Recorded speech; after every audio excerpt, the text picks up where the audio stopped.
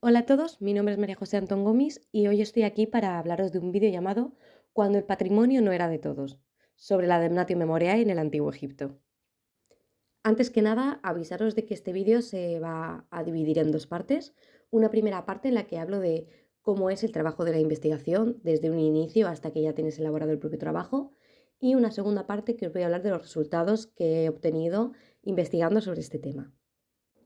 Comenzando por la parte de cómo se ha elaborado este trabajo, empezaremos hablando desde la elección del tema, pasando por la búsqueda y el análisis de la bibliografía, la elaboración del trabajo y la propia presentación, que es la que os estoy trayendo hoy.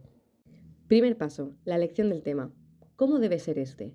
Pues primeramente debe ser interesante, no solamente para las personas que lo van a leer, sino para ti mismo, para mantenerte motivado mientras estás realizando esta investigación. Por otro lado, tiene que ser investigable, debe haber recursos suficientes para poder analizarlos. Y por otro lado, tiene que ser abarcable dependiendo del tiempo que tengas disponible. Si solamente vas a tener 6 meses de trabajo, no puedes meterte en una investigación que te va a llevar 2 años, por ejemplo. Así que, atendiendo a todo esto, nuestro tema va a ser la Damnatio Memoriae en el Antiguo Egipto, ya que mediante este trabajo pretendo exponer que la concepción del patrimonio y su conservación ha ido variando según el contexto sociocultural. En este caso en concreto, mostraré cómo los relieves encontrados en las paredes de los templos o tumbas que encontramos en el Antiguo Egipto y que actualmente reconocemos como patrimonio, por lo tanto es merecedor de protección y conservación, en su momento tenían un uso totalmente diferente. Por lo tanto, estos fueron modificados en consecuencia a las circunstancias de su momento. Este borrado es conocido actualmente como Damnatio Memoriae y venía relacionado con la coyuntura política de ese momento. El siguiente paso es realizar una búsqueda bibliográfica. En mi caso, por ejemplo, me he centrado en portales como Dialnet u otros especializados como el de la Asociación Española de Egiptología o la revista antropológica Disparidades. Una vez seleccionada la bibliografía, viene la parte de la lectura y el análisis de la misma.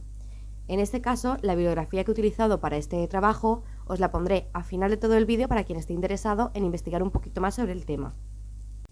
Una vez hemos trabajado la bibliografía, pasamos a elaborar el trabajo. En este caso, mi trabajo se va a dividir en 6 partes. Primeramente, hablaré de lo que son los jeroglíficos y qué significado tenían en el momento que fueron creados. Continuaré así con una definición de la Damnatio Memoriae y qué era esta en el Antiguo Egipto, para luego hablaros de 3 casos en concreto. Por un lado tendremos el de la faraón Hatshepsut, después el de Amenofis IV y luego otros casos que podemos encontrar también en Egipto, para finalizar dando unas pequeñas conclusiones que he sacado después de elaborar el trabajo. Así pues, hablemos de la función de los jeroglíficos. Estos no solamente tenían un papel artístico o decorativo, sino que cumplían una función tanto política como religiosa, relatando la historia tanto del país como de los propios monarcas de Egipto. Esta función religiosa no se separaba de la historia del país, ya que si por ejemplo nos fijamos en la lista de los reyes, los primeros que aparecen son los propios dioses, sin haber ninguna diferencia clara entre dónde termina la mitología y dónde empiezan los primeros reyes con Narmer. Por tanto, estaban completamente condicionados a la coyuntura política que atravesará el país en los diferentes momentos. Una vez teniendo claro esto, pasemos a hablar de la Damnatio Memoriae, la condena de la memoria. Este término en verdad no proviene de la antigüedad, sino que es un término moderno acuñado a finales del siglo XVII en la Sajonia alemana por Christoph Schreiter, perdón si mi alemán no es el mejor del mundo, para su tesis de Damnationie Memoriae, para la Universidad de Leipzig, acerca de la legislación romana durante el Principado. ¿Pero existía alguna ley o algo parecido en el Antiguo Egipto? Pues en verdad en el Antiguo Egipto no existía un término exacto para la Damnatio Memoriae. Se ha querido encontrar alguna pequeña relación con el término Bewet, encontrado por primera vez en los textos de las pirámides y que se puede traducir como tabú, prohibición o incluso veto. Pero la verdad es que, aunque no estuviera exactamente legislado, era una práctica bastante habitual realizada en la antigüedad. Así que hoy voy a hablaros de 2 casos en concreto, de 2 nombres borrados, que casualmente ambos son de la misma dinastía, de la 18. El primer caso es el de la faraón Hatshepsut, y el siguiente será Akenatón, el rey hereje, o, como se conocía antes de eso, Amenofis IV, la faraón Matkera Hatshepsut. Para entender su historia tenemos que ver un poco de dónde viene.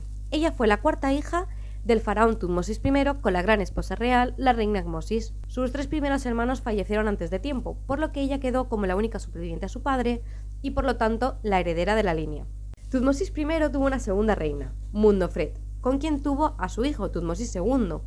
Lo que pasa es que quien tenía la línea sucesoria era Hatshepsut, hija también de la gran esposa real Ahmosis, por lo que Tutmosis II, para poder heredar el trono y ser faraón, tuvo que casarse con su hermanastra. El problema es que Tutmosis II era una persona bastante mayor y enfermiza, por lo que su tiempo como faraón no pudo ser del todo productivo. Y Hatshepsut tuvo que ser la reina regente durante 6 años. Ellos dos no tuvieron ningún hijo, pero Tutmosis II, con una concubina real llamada Isis, tuvo un hijo llamado Tutmosis III. Para cuando su padre Tutmosis II falleció, este aún era demasiado pequeño, por lo que Hatshepsut siguió en el trono un tiempo más. Y aquí entramos en la particularidad de este personaje, y es que Hatshepsut, una vez estuvo en el poder, le sentó bastante bien. El país empezó a prosperar y ella vio que quizás como faraón sería igual de buena que un hombre. Por tanto, Tutmosis III, por mucho que fuera creciendo, no llegaría a ser faraón aún, y Hatshepsut se nombró a sí misma como faraón y empezó a representarse con todos los atributos masculinos. Y es que se nombró a sí misma faraón. Por un lado se cambió el nombre a Mat-Kra Hatshepsut. Mat, el equilibrio u orden cósmico, es el Ka, es espíritu o fuerza vital, de Ra, el dios sol. Y por otro lado, creó una historia que legitimizara su poder. Se hizo a sí misma descendiente directa del dios Amón. Amón había bajado a la tierra y se había unido a su propia madre, la reina Ahmosis, para concebirla a ella. Y Amón había dejado por escrito que sería el padre del próximo rey de Egipto. Como podemos ver en estas representaciones, Amón está sosteniendo a su hijo, Hatshepsut, que ya está representado como un niño, el próximo faraón de Egipto. La verdad es que mientras que ella estaba en el poder, el país fue bastante próspero y pacífico. Por un lado, llevó expediciones hasta el país del Punt, creando así redes diplomáticas y comerciales sin necesidad de hacer una guerra con ellos. Por otro lado, construyó maravillas como el gran templo que se encuentra en Deir el-Bahari llamado Djeser Djeseru, conocido como la Maravilla de las Maravillas. En este mismo lugar levantó un templo funerario y una tumba para Mentuhotep II, un monarca tebano de la 11ª dinastía, asociándose así con esta línea real tan próspera e importante. Pero es que aparte de todo esto, llenó el país de obeliscos, de templos, de capillas dedicados a Amón, a Isis, a Hathor y a multitud de otros dioses, mostrando así la gran prosperidad de Egipto. Pero, ¿quién fue el culpable? ¿O es que acaso hubo varios de borrar a Hatshepsut de la historia? Por un lado tenemos a Tutmosis III, el que fue su sucesor, pero lo raro en este caso es que él, por un lado, mientras ella fue faraón, él como príncipe tuvo un gran poder militar y nunca se levantó contra ella. Es más, a la hora de la muerte de Hatshepsut, él honró su muerte haciendo todos los preparativos y todos los sacrificios necesarios para que su alma descansara. Por otro lado, hay que tener en cuenta que su damnatio no comenzó hasta más de 20 años después de la muerte de la faraón. Pero, ¿quién más pudo haber sido? Por un lado tenemos a Akenatón. Él cambió la religión de Egipto, estableció el culto a Atón y prohibió todo lo relacionado con el dios Amón. Hatshepsut era la hija directa del dios Amón, por lo tanto empezó a borrar su huella por ser hija de un dios prohibido.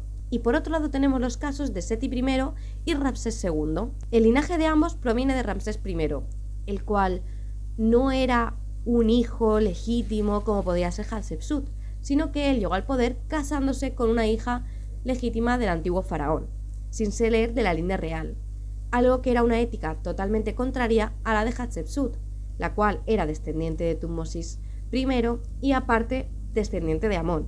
Por lo tanto, borrarían también su huella para poder legitimizar su propia línea. Al final, tanto por unos como por otros, el nombre de Hatshepsut fue borrado de todas las paredes de Egipto. Su nombre, sus historias y sus imágenes fueron piqueteadas de las paredes, haciéndolas desaparecer, o cambiándolas sutilmente para que parecieran otros faraones, como sería Tutmosis III. El caso de Akenatón, el faraón hereje. Amenhotep IV o Amenofis IV. Amenhotep IV fue el sexto hijo del faraón Amenhotep III y la gran esposa real Ti. Al ser el sexto no parece que debiera ser el heredero, pero teniendo en cuenta que todos sus anteriores hermanos eran mujeres y que el único hombre fue hijo de una concubina y aparte falleció antes de llegar a ser el faraón, Amenhotep quedó siendo el heredero legítimo de la corona. Amenofis IV tomó como gran esposa real a Nefertiti, con quien tuvo 6 hijas. Con algunas de estas llegó a casarse, teniéndolas como segundas o terceras gran esposas reales. El único varón fue Tutankamón, hijo de él y una hermana no identificada. Pero ¿qué es aquello tan polémico que hizo este personaje para que su historia fuera borrada de las paredes de Egipto? Egipto era un país con una religión politeísta, con varios dioses, cuyo dios principal podría decirse que fue Amón, Amón-Ra, pero Amenofis IV un día tuvo un sueño, una revelación, por lo que decidió cambiar toda la religión de Egipto a una religión monoteísta, con un único dios llamado Atón. Se cambió el nombre, pasó de ser Amenofis a ser Akenatón, en honor a este dios. Cambió la capital de Egipto a una nueva ciudad construida por él llamada Aketatón. Y esto, digamos, que despertó algunas disputas entre la gente de Egipto. No estaban muy contentos con que le cambiaran su religión, sus creencias, su fe. Es por ello que a su muerte, con la sucesión de su hijo Tutankamón, los seguidores y sacerdotes de Amón decidieron restaurar los antiguos cultos de Egipto, borrando toda huella de Atón o Amenofis IV, e incluso en ocasiones del propio Tutankamón. Del mismo modo que Akenatón borró o intentó borrar la huella de los antiguos dioses egipcios, cuando llegó una nueva religión como fue la cristiana, se intentó borrar las antiguas huellas del paganismo. Y es por ello que cuando recorremos Egipto podemos encontrar la huella del paso del cristianismo en sus paredes, con cruces coptas encima de jeroglíficos, imágenes de santos o dioses picados, quitados de las propias paredes. En conclusión, como podemos ver, la idea del patrimonio con su protección y conservación es algo bastante actual. En este caso, por ejemplo, hemos podido ver cómo hemos perdido bastante información sobre ciertos personajes históricos debido a las coyunturas políticas del momento. Hasta hace bien poco no se sabía nada de la reina Hatshepsut. Toda esta pérdida de información nos revela que es muy importante preservar y conservar el patrimonio, que es algo de todo el mundo. Si se hubiera tenido esta idea hace tantos siglos, hubiéramos tenido a día de hoy muchísima más información sobre lo que pasó en la antigüedad de Egipto. Y ya para finalizar, si a alguno de vosotros os interesa un poco más todo este tema, os dejo aquí un poco de la bibliografía que he usado para realizar este trabajo para quien quiera ampliar la información. Muchas gracias por llegar hasta el final del vídeo, espero que os haya gustado, un saludo y adiós.